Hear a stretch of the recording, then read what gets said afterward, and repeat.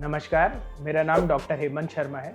मैं consultant पल्मोलॉजिस्ट Rungta hospital में हूँ। आज हम लोग जिस टॉपिक के बारे में बात करेंगे वह टॉपिक है एयर प्यूरीफायर। सो एयर प्यूरीफायर बेसिकली क्या होता है?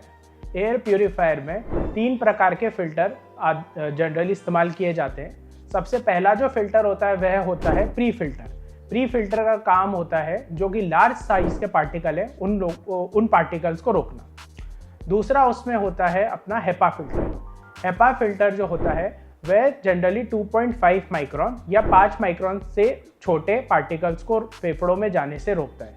तीसरा जो होता है उसमें हमारा होता है एक्टिवेटेड चारकोल यानी कि कार्बन फ़िल्टर, जो कि हेपा फ़िल्टर चीज़ें नहीं पकड़ पाता। फॉर एग्जांपल कई तरीके की स्मेल, कुछ गैसेस उनके लिए काम में आता है। अब हमेशा हमें ये चीज़ ध्यान रखनी है कि जब भी एयर प्यूरीफायर जिस कमरे में इस्तेमाल करा जाए उस कमरे का सारे खिड़की और दरवाजे पूरी तरीके से बंद हों। और जो एयर प्यूरीफायर है वह केवल जब ही काम करेगा जब आप उस कमरे में होंगे। बाहर जाने के बाद एयर प्यूरीफायर का काम नहीं रहता है। एयर प्यूरीफायर में हम लोगों को ये चीज़ हमेशा ध्यान रखनी होती है, वह हमेशा हमारे बीच में रहे, बेड के बीच में रहे, आसपास के एरिया में रहे। हमेशा कभी भी एयर प्यूरीफायर को किसी कोने में मत लगाइएगा, वहाँ वह अपने पूर्ण तरीके से काम नहीं कर पाता है। एयर प्यूरीफायर के अंदर जो एक चीज़ और हमें ध्यान रखनी होती है वह होती है कि उसका साइज़।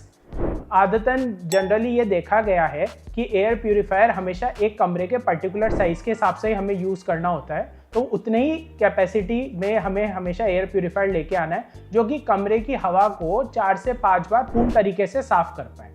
और एयर प्यूरीफायर में हमें ये चीज़ और ध्यान रखनी होती है कि उसके फ़िल्टर का भी एक लाइफ होता है। जैसे कि हम अपने एसी और आरओ की सर्विस करवाते हैं तो उस फ़िल्टर का लाइफ जनरली 4 से 5 महीने का होता है। और तरह तरह की कंपनियों का फ़िल्टर लाइफ अलग अलग प्रकार का होता है, बट हमेशा हमें उसको ध्यान रखते रहना पड़ता है और उसका एक नियमित टाइम पे सर्विस हमेशा करवाना पड़ता है जिससे कि वो अपना कैपेसिटी पे पूरी तरीके से काम करे।